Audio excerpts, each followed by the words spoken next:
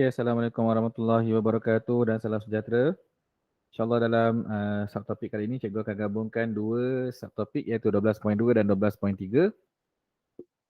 Kerana subtopik 12.2 ni sangat ringkaslah dan dia akan ulang balik apa yang kamu dah belajar dalam subtopik ataupun dalam tajuk 11. Okay. So, subtopik 12.2 variasi dalam manusia. Okay. So dalam satu topik ini dia akan ceritakan secara ringkas apakah hubung kaitnya di antara jenis variasi dan juga pewarisan manusia. Okay.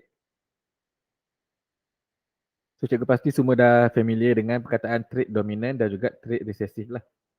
Okay, trait dominan ni dia akan ditunjukkan apabila kedua-dua alil dominan ataupun satu alil dominan berpasangan dengan satu alil resesif lah. Manakala trait resesif ni kita akan dapat lihat jika alil resesif itu berpasangan dengan alil resesif bagi satu trait yang tertentu. Okay. So, secara ringkasnya jika ada trait dominan, maka trait resesif itu akan disorokkan. Okay. So, disebabkan kombinasi ini menyebabkan akan ada variasi pada manusia lah.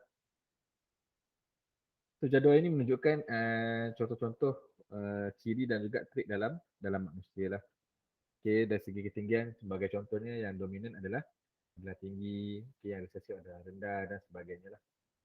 Jika ada trait dominan bergabung dengan trait resesif, so kita akan dapat nampak ciri yang ditunjukkan adalah ciri yang dominan. Manakala ciri resesif akan disorokkan dan mungkin diturunkan kepada generasi seterusnya. Okay, so ini gambaranlah tentang ciri-ciri yang berbeza yang ada pada manusia. Okay, subtopik 12.3 kita akan sentuh dengan detail tentang proses mutasi. Okay. Dalam subtopik 12.1 kamu telah tahu definisi mutasi iaitu perubahan secara spontan dan rawak pada kandungan genetik kromosom tersebut. Okay. So dalam mutasi ini akan ada bahan yang dapat menyebabkan mutasi dan bahan-bahan yang boleh menyebabkan mutasi kita akan sebut dia sebagai mutagen. Okay. Bahan yang boleh menyebabkan mutasi kita sebut sebagai mutagen. Okay. So proses ini berlaku secara spontan. Okay. So sebarang proses mutasi bahan genetik yang dibentuk ataupun sebaranglah organisma dan sebagainya kita akan sebut dia sebagai mutant. Okay. So mutant ni boleh wujud sebagai sama ada genetik yang mutant ataupun sel yang mutant ataupun organel yang mutant ataupun individu itu sendiri yang mutant macam dalam X-Men tu. So mutagen akan menyebabkan mutant. Okay. Dan seluruh proses tu kita sebut sebagai mutasi. Okay. So ini adalah jenis-jenis mutagen ataupun bahan yang boleh menyebabkan mutasi yang kita boleh bahagikan kepada 3 ejen lah. Fizikal, kimia dan juga biologi. So, dalam ejen fizikal kita akan dapat lihat antara jenis mutagen adalah sinar UV ataupun X-ray dan sebagainya. Dalam ejen kimia kita boleh lihat seperti bahan-bahan kimia karsinogen yang boleh menyebabkan kanser di dalam asap rokok ataupun beberapa bahan pengawet dalam makanan, benzina, formaldehyde dan sebagainya. Dan ejen biologi seperti virus dan bakteria juga boleh menyebabkan seseorang itu mengalami mutasi lah. Seterusnya kita akan lihat tentang jenis mutasi. Okey, jenis mutasi akan ada mutasi gen dan juga mutasi kromosom. So dalam slide-slide yang seterusnya kamu akan lihat secara detail apakah itu mutasi gen dan apakah itu mutasi kromosom. Kita lihat mutasi gen terlebih dahulu, okey. So mutasi gen ni berlaku sesuai dengan namanya lah, dia akan berlaku apabila terdapat perubahan dalam urutan base nukleotida dalam suatu gen tu lah. So, kita pernah belajar susunan base nukleotida ni akan membentuk satu gen. Okay. So mutasi gen ini juga dikenali sebagai mutasi titik di mana perubahan dalam mutasi gen ni akan mengubah kod genetik dan akhirnya akan mengubah asid amino yang akan disintesiskan ataupun yang akan dihasilkan lah. Okay. So bila asid amino yang dihasilkan itu adalah berlainan, maka struktur protein yang sepatutnya dihasilkan pun tak dapat dihasilkan. Okay. So mungkin dia boleh membentuk protein yang baru, tapi protein yang baru tu mungkin tidak akan membawa fungsi yang sama dengan protein yang sepatutnya dihasilkan. Okay. So mutasi gen ni boleh berlaku dalam pelbagai bentuk, iaitu pergantian base, pelenyapan base dan juga sisipan base. So ada 3 cara untuk mutasi gen ini berlaku lah. Sebagai contoh, perubahan kalau kamu dapat nampak, dia dah bulatkan. Okay. Base nukleosidasi ni tiba-tiba dia bertukar menjadi T. So kita tahu C mesti berpasangan dengan G, tapi bila T dia mesti berpasangan dengan A. Bila berpasangan dengan A, susunan base nukleotida ni dah jadi lain. Bila susunan ni lain, dia akan menghasilkan asid amino yang lain dan seterusnya menghasilkan protein yang lain lah. Okay. So ini adalah 3 jenis mutasi gen yang boleh berlaku, iaitu pergantian, sisipan dan juga pelenyapan. Pergantian ni dia takkan mengubah bilangan nukleotida tu. Okay, dia cuma menggantikan, sebagai contoh ni, kamu tengok thymine ni digantikan dengan guanin. T digantikan dengan G. Bila T digantikan dengan G, so yang bahagian bawah ni dia akan ada satu susunan yang lain lah. Sepatutnya AAG, tetapi dia telah menjadi ACG. So dia akan menghasilkan asid amino yang lain lah. Okay, so pergantian. Sisipan ni dia akan tiba-tiba menyelip. So dia akan berlaku pertambahan base nukleotida lah. Okay, sepatutnya GGCCTT, tetapi tiba-tiba A datang menyelip di antara GG ni, so dia menjadi GAG. So, bila ada A, dia mesti berpasangan dengan U, uracil. So susunan base pun berubah dan dia akan menghasilkan asid amino yang lain lah daripada yang sepatutnya. Okay. Sama juga dengan kes pelenyapan, okay, G ni sepatutnya ada, tiba-tiba G ni hilang. So C ni akan pergi ke sini.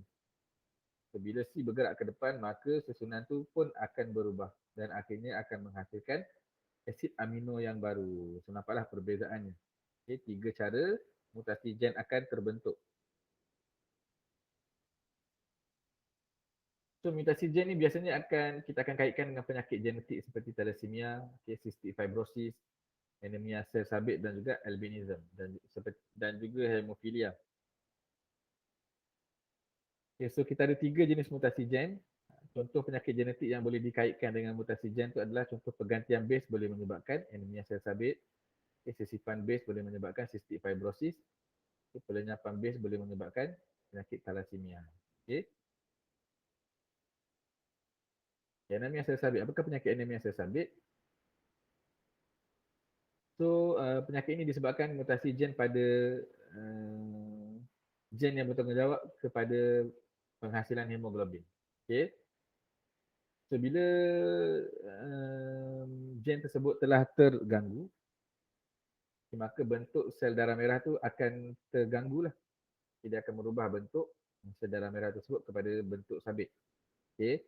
Dan kita boleh katakan bentuk sel darah merah yang sel sabit ni adalah tidak sempurna lah. Maka anemia sel sabit ni dia boleh membawa kurang oksigen berbanding sel darah merah yang biasalah. Contoh penyakit yang disebabkan oleh mutasi gen adalah albinisma. Okay.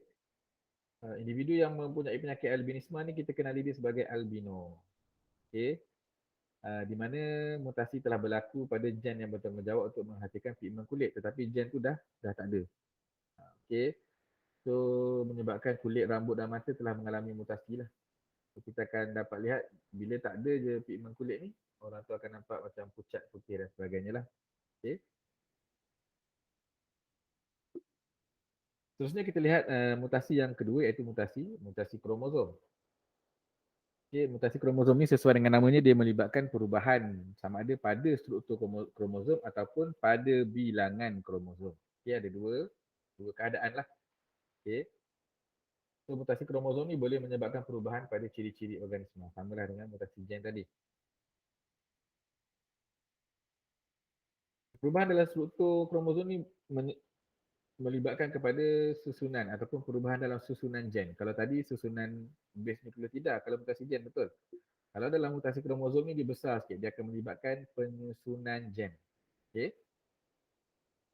So disebabkan susunan tu dah berubah, dia menyebabkan kromosom tu dah tak normal lah. Keabnormalan tu kita akan sebut dia sebagai aberasi. Okay. Aberasi kromosom. Proses aberasi kromosom lah. So ada beberapa perkara ataupun beberapa jenis Perubahan yang boleh berlaku kepada kromosom seperti pelenyapan, penggandaan, penyongsongan dan juga translokasi. 4 jenis perubahan lah. So pelenyapan contohnya, perperasan yang asalnya ada A, B, C, D, E, F, tiba-tiba B tu dibuang. Pelenyapan satu segmen gen tu telah dibuang. So kita tinggal A, C dan D, E, F. Kalau penggandaan tiba-tiba ditambahlah satu kromosom ditambah, so jadi daripada A, B, C, D, E, F menjadi A, B, B, C. Jadi panjang sikit lah. Penyongsangan pula berlaku biasanya 180 darjah. Sebahagian segmen daripada kromosom itu terputus tapi dia sambung balik pada bahagian yang berlainan 180 darjah. So kita panggil dia penyongsangan. Daripada FED, CBA menjadi AED, CBF. A dengan F itu telah bertukar, mengalami penyongsangan. Translokasi pula disebabkan oleh sebahagian daripada kromosom tu dia akan bersambung dengan kromosom yang lain. Jauhlah perjalanan dia. Sebagai contoh DEF ni menggantikan JKL dalam kromosom yang bukan homolog yang lain. So, dia akan menghasilkan kromosom mutant lah, mutant. Okay. 4 jenis perubahan yang boleh berlaku pada kromosom. Itu dari segi kedudukan gen. Dari segi perubahan bilangan, okay, kromosom ni boleh jadi sama ada kekurangan satu ataupun mendapat kromosom tambahan. Okay. So, kita telah mempelajari dalam episod sebelum ini cuma ulangan. So keadaan ini berlaku bila kromosom homolog gagal terpisah sama ada ketika anafasa 2 ataupun anafasa 1 dalam meiosis. Okay. So kenapa dia tak boleh berpisah? So besar kemungkinannya disebabkan oleh gentian gelendong yang tidak normal yang menyebabkan kromosom tu ataupun kromatit tu tak dapat berpisah lah. Dan fenomena ni kita sebut sebagai tak disjungsi. Kalau tadi aberasi, sekarang tak disjungsi.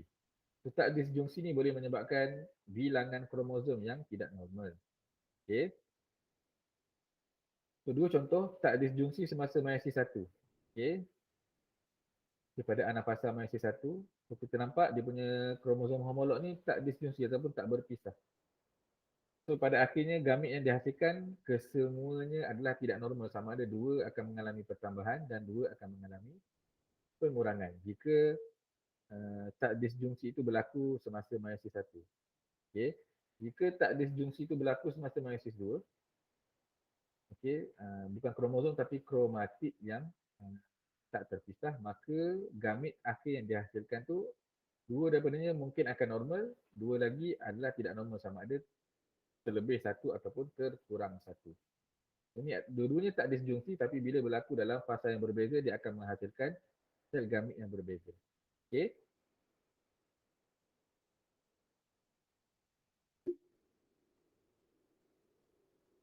So ataupun keabnormalan ni boleh berlaku sama ada ketika spermatogenesis dalam lelaki ataupun oogenesis dalam perempuan.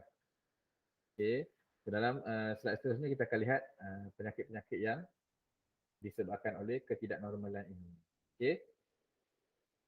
Sebagai contoh ketika oogenesis dalam perempuan lah. Jika kalau berlaku tak disjungsi, kemungkinan dia akan mengalami penyakit sindrom Turner. Okay, ataupun zygote tu tak boleh hidup lah kalau OY, tak ada X. Ataupun jika lelaki akan mengalami Klinefelter ataupun perempuan yang ada 3X. Okay, ada penyakit-penyakit ni lah. Okay. Jika tak disjungsi ni berlaku ketika spermatogenesis, okay, boleh menjadi perempuan yang sindrom Turner sebab Y dia tak ada, ataupun lelaki yang terlebih X. Kita namakan dia sindrom Klinefelter. Okay. So, ciri-ciri penyakit yang disebabkan oleh mutasi kromosom yang pertama sindrom Down, kamu pernah belajar, namanya trisomi 21 dan sebagainya. Okay, di mana ciri-cirinya kita dapat lihat sama ada lelaki atau perempuan, dia akan ada mata yang sepet, hidung dipendek, lidah terjelir, dahi yang lebar dan sebagainya lah. Okay, ini kerana pada pasangan ke-21 akan ada 3 kromosom. So, total kromosom adalah 47 lah, tak normal. Sindrom Chiari-Duchat biasanya berlaku perubahan struktur kromosom, bukan bilangan tapi struktur kromosom lah. Di mana kromosom nombor 5 ni hampir lenyap kesemuanya. Okay. So ciri-cirinya pesakit yang mengalami sindrom ni biasanya dia akan menangis seperti kucing. Okey. So, dia akan menunjukkan pertumbuhan yang lambat dan kebiasaannya pesakit ni akan mati ketika kecil lah. Contoh lagi sindrom lain adalah Klinefelter di mana jumlah kromosom tu akan terlebih. Okey, lelaki yang lebih Gen X lah. So, dia akan menjadi lelaki yang uh, mandul, gagal menghasilkan sperma dan sebagainya. Seterusnya adalah yang melibatkan bilangan kromosom juga adalah sindrom Jacob, terlebih juga. Okay, terlebih Y. So, dia akan mengalami ketinggian yang lebih daripada lelaki normal, masalah jerawat yang teruk dan sebagainya. Dia juga akan mengalami masalah otot yang lemah lah. Dan akhirnya adalah sindrom Turner yang mana sindrom ini bilangan kromosom pada manusia tersebut adalah kurang, 45. So dia akan ciri-ciri yang kita dapat perhatikan adalah perempuan yang kurang ciri-ciri seks sekunder, okay? Ataupun IQ yang rendah dan sebagainya lah. Okay? Mutasi boleh berlaku pada sel soma dan juga sel gamit lah. Okay? So perbezaan yang di antara kedua-duanya adalah dekat sel soma ni dia akan melibatkan sel badan yang lain selain daripada sel pembiakan. Manakala sel gamit melibatkan sel pembiakan lah. Mutasi pada sel soma ni kita tak boleh wariskan kepada generasi seterusnya, manakala mutasi sel gamit ni boleh diwariskan kepada generasi seterusnya. So hanya individu itu saja yang mengalami mutasi, manakala mutasi sel gamit ni dia boleh turunkan kepada keturunan yang lain. Contohnya adalah penyakit yang berkaitan sistem saraf. Manakala mutasi sel gamit ni biasanya penyakit yang berkaitan dengan genetik lah seperti thalassemia dan sebagainya. Okay. So alhamdulillah tamat subtopik 12.3 dan tamatlah bab 12 kita. InsyaAllah cikgu harap semuanya faham. Kita berjumpa dalam bab seterusnya nanti, dalam video yang seterusnya. Assalamualaikum warahmatullahi wabarakatuh.